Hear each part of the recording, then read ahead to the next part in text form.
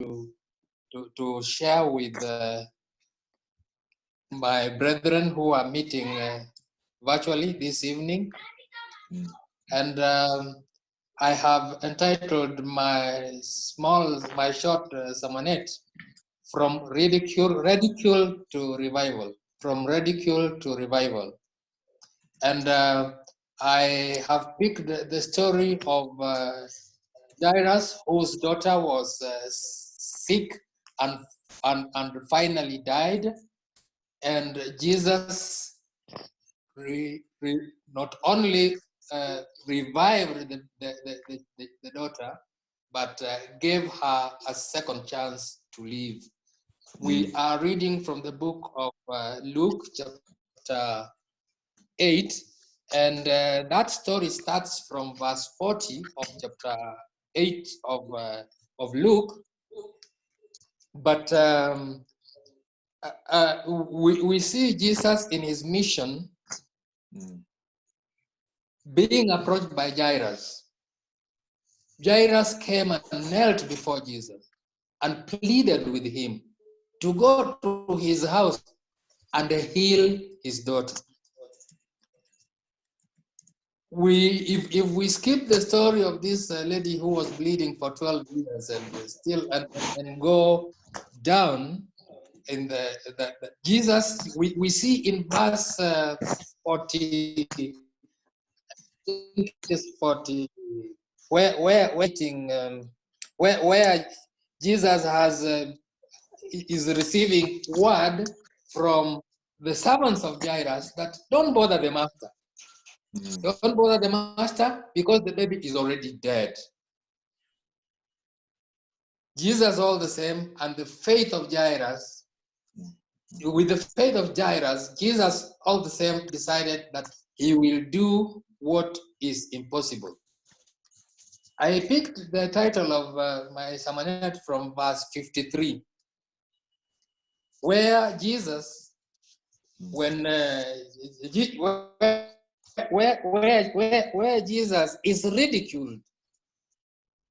In fact, they think that this guy is crazy if he thinks he can do something on a dead person. And we see that ridicule, Jesus being ridiculed in verse 53, when he says she is asleep. And they are telling this guy who thinks this baby is asleep that she is actually dead. The Bible tells us that God's ways are not our ways. In the book of Isaiah 55 and from verse 9, the Bible tells us that God's ways are not man's ways. And so Jesus, even after being ridiculed, we see him resurrecting a dead person. So from the ridicule that Jesus received, he had to make a statement that what seems impossible to man, or what seems as finality to man, God is able to do much more than what we men would imagine. And here we see Jesus resurrecting this girl. She has been revived. He is being ridiculed, but out of that ridicule that Jesus receives, he revives, or rather, he resurrects this girl. As I said, the Bible tells us that God's ways are not man's ways.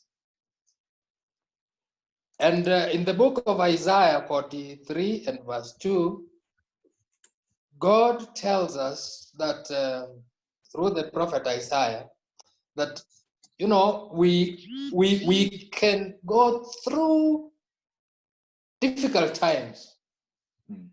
You can imagine what Jairus was going through when the child was sick.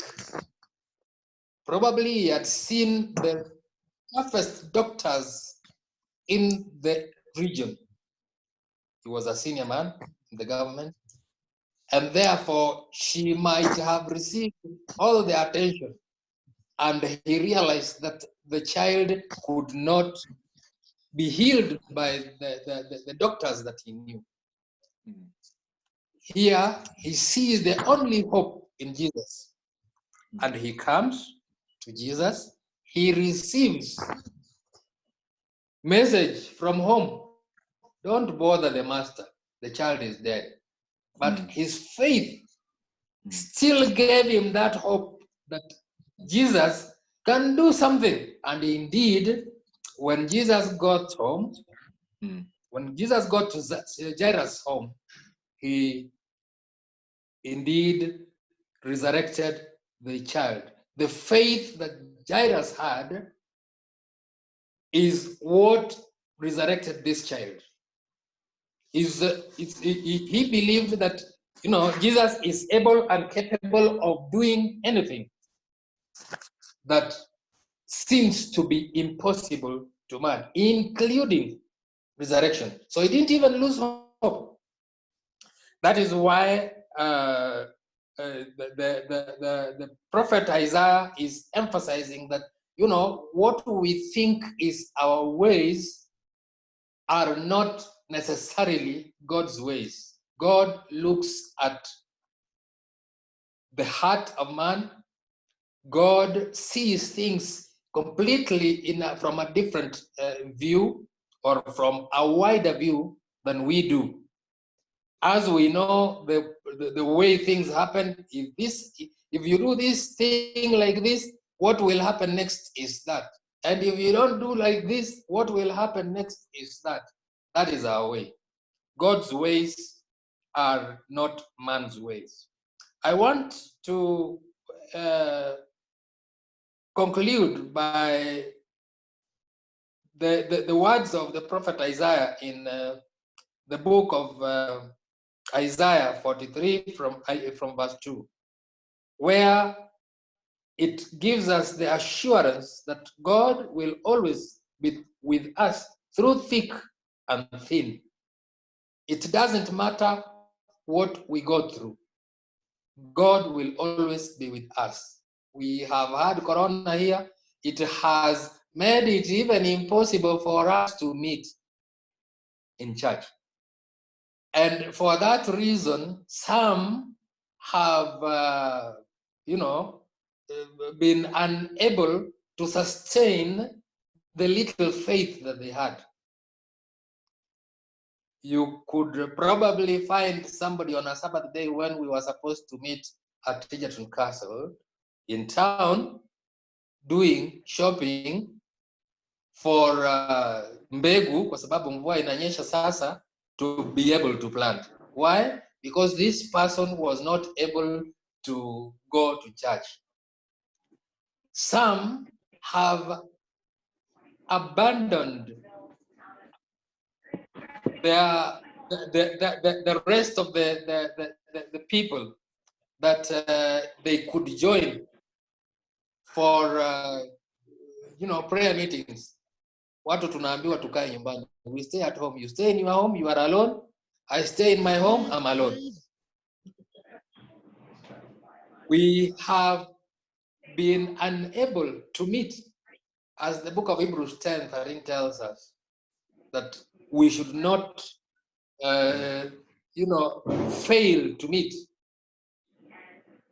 And this has brought its own challenges, as I was saying. Those with little faith are slowly abandoning their faith. But God is able to sustain us and see us through all this. Those who are businessmen, business iko chini. Some people have lost their jobs. Some people cannot, have been separated. Those who are locked in Nairobi have been locked there. Those, some of them, some part of the family is elsewhere. And those challenges are there. but the assurance that God gives us in that book of Isaiah 43 and verse 2 is that he is able to sustain us in whatever circumstances. So the encouragement I can give you, my brothers, is that God, our God in the valley, when we are at our lowest moments, is the God, is also our God on the mountaintop. So he has given us the assurance that he will not abandon us. He is always on our side, and therefore, whatever we go through during this corona season, God is aware and he knows the circumstances of each and every one of us, and he has given us the assurance, even those of us who are going through certain trials and temptations. He has given us the assurance in 2 Corinthians chapter 10 and verse 13 that he will not let us get to the wall. He is there for us, and that he will always see to it that we come out of it triumphant. My prayer this evening is that each and every one of us, though we are going through certain trials and temptations, we are going through difficult times, God is there on our side. And therefore, even when we are being ridiculed, he is there to see our revival. He is there to see that we are sustained. That's my prayer this evening in Jesus' name. Amen. Amen.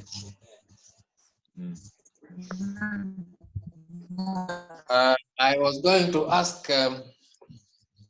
Elder Nyarunda to pray for us as we close this.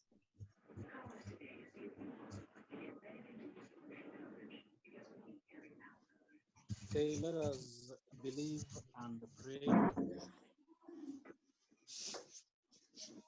Father in heaven, we come before your presence this evening.